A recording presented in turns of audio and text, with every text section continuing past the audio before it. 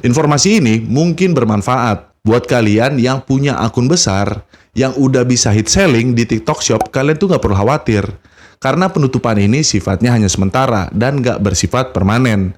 Di sini gue bakal jelasin tentang poin penting yang TikTokers harus tahu tentang perubahan terbaru dari kebijakan pemerintah melalui Permendak nomor 31 tahun 2023. Sebelum gue mulai, kalian bisa subscribe channel ini dan jangan lupa untuk nyalakan tombol notifikasinya biar kalian bisa mendapatkan update video terbaru dari gue.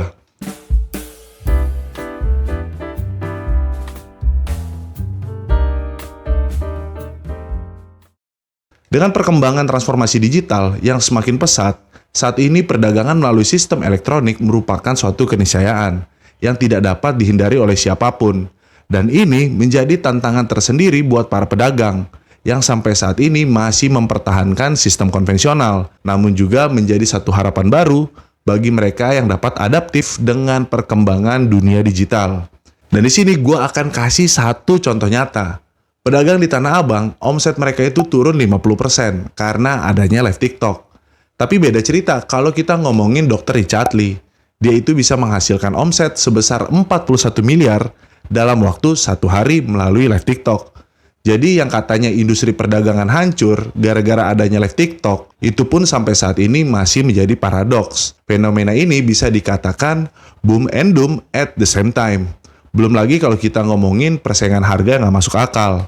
Barang-barang import saat ini menguasai lebih dari 70% di pasar domestik yang membuat matinya produk lokal dari UMKM. Apalagi keamanan pribadi kita sampai saat ini belum terjamin keamanannya dari proses jual beli yang ada di social commerce.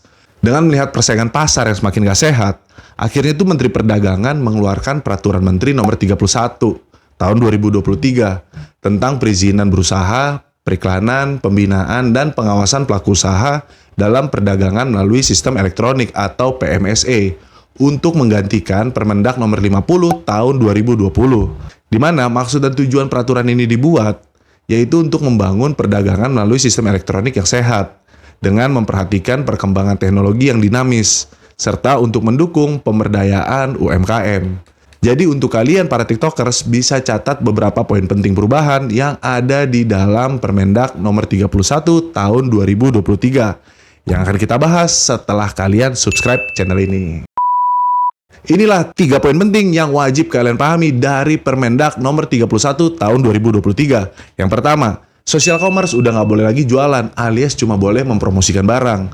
Kalau dulu kita itu cuma tahu ada sosial media dan e-commerce. Sekarang trennya udah berubah jadi social commerce. Di mana social commerce adalah penyelenggaraan media sosial yang menyediakan fitur, menu, fasilitas yang memungkinkan pedagang dapat memasangkan penawaran barang dan jasa. Jadi kalau kita masuk ke dalam ketentuan pasal 3 ayat 2, pemerintah itu telah mengatur model bisnis PSME itu ada 5 model. Yang pertama, ada retail online, ada loka pasar atau yang biasa disebut dengan marketplace. Yang ketiga, ada iklan baris online, ada daily deals, dan yang terakhir, social commerce. Dari kelima model tersebut, TikTok itu masuk ke dalam kategori social commerce. Dan setelah keluarnya Permendak 31, para user TikTok itu udah nggak bisa lagi untuk melakukan transaksi jual beli. Jadi dalam ketentuan pasal 21 ayat 2, model bisnis marketplace atau social commerce itu udah dilarang bertindak sebagai produsen, sebagaimana telah diatur dalam ketentuan ini. Dan kalau kita masuk ke dalam ayat 3-nya, model bisnis social commerce itu udah dilarang memfasilitasi transaksi pembayaran pada sistem elektroniknya. Jadi bisa kita ambil kesimpulan kalau TikTok Shop itu nggak boleh menjadi produsen dan nggak boleh lagi menjalani transaksi pembayaran pada sistem elektroniknya. Jadi dengan kata lain, TikTok Shop harus ditutup. Pertanyaannya, apakah TikTok Shop nantinya bisa dibuka kembali? Jawabannya ya bisa banget. Tapi syaratnya TikTok Shop harus membuat entitas baru atau perusahaan baru dengan menggunakan perizinan khusus untuk loka pasar atau marketplace. Apakah TikTok nanti akan membuat perusahaan baru untuk mengakomodir TikTok Shop di Indonesia? Ya jawabannya 1000% pasti akan dibuat oleh TikTok. Karena mereka tuh tahu target pasar Indonesia tuh gede banget. Jadi untuk kalian yang udah punya pelanggan tetap di TikTok Shop, menurut gue sabar aja dulu. Nanti kalian bisa jualan lagi lewat TikTok Shop. Ya mungkin mekanisme teknisnya sedikit berubah. Kalau dulunya kita bisa langsung jualan karena ada keranjang kuning, mungkin nanti ada proses landing page dari aplikasi TikTok ke TikTok Shop. Jadi kalian semua jangan patah semangat untuk membangun akun TikTok dan tetap memberikan influence kepada para penonton. Yang kedua, harga barang impor minimal 100 USD per unit.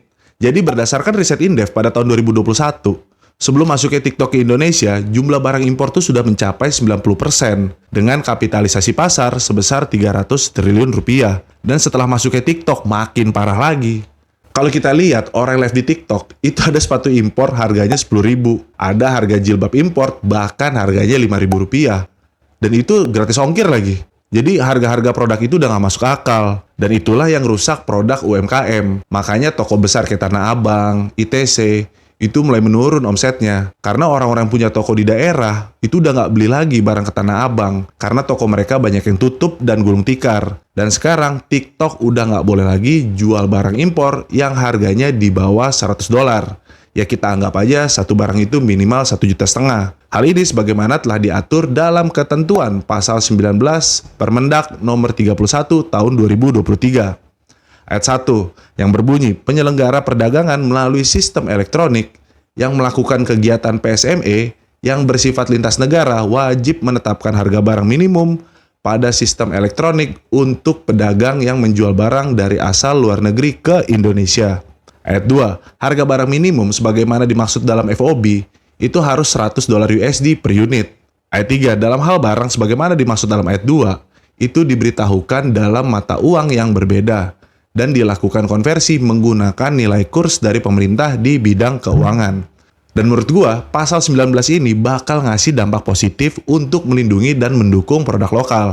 Karena selama ini, produk import itu telah melakukan cross border dan datanya nggak jelas. Ya bisa dibilang barang impor di Indonesia udah kayak siluman. Masuknya nggak jelas, nguntungin negara juga enggak. Apalagi nguntungin orang Indonesia, udah pasti enggak. Dan sebenarnya barang-barang kayak gitu, itu nggak memihak kepada perlindungan konsumen. Jadi gua harap pemerintah bisa menegakkan ketentuan pasal ini, supaya nggak ada lagi barang gelap yang beredar di Indonesia. Yang nantinya, produk UMKM bisa menguasai pasar dan roda ekonomi mikro bisa tumbuh. Yang ketiga, penyelenggaraan perdagangan melalui sistem elektronik dan afiliasi dilarang menyalahgunakan data masyarakat untuk pemanfaatan PPSME atau perusahaan afiliasi. Jadi kalau kita ngomongin dunia digital, emang data kita tuh pasti ada di jejak digital dan rentan disalahgunakan sama si pemegang data. Contohnya banyak orang di luar sana yang suka nelpon kita untuk nawarin pinjaman, asuransi, dan lain-lain. Padahal kita nggak pernah ngasih data ke mereka. Dan ini bahaya banget. Balik lagi, kalau beli barang melalui online, pedagang itu pasti tahu nama pembeli, alamat, nomor telepon, nomor rekening, dan lain-lain.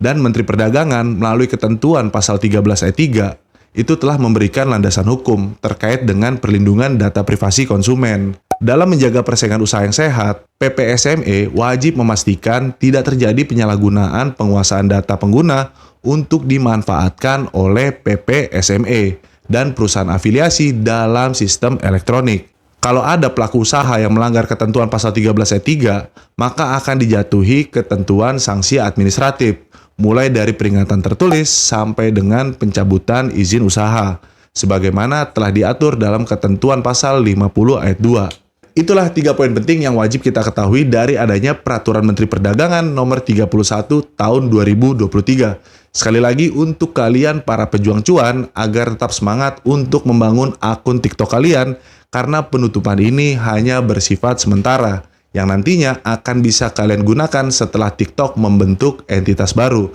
Satu hal yang pasti, di mana ada pengikut, di situ juga ada cuan. Sekian pembahasan dari gua. Untuk kalian yang mau kasih kritik, ide dan saran, bisa tulis di kolom komentar. Gua Aryan Carter, pamit undur diri and see you on my next video.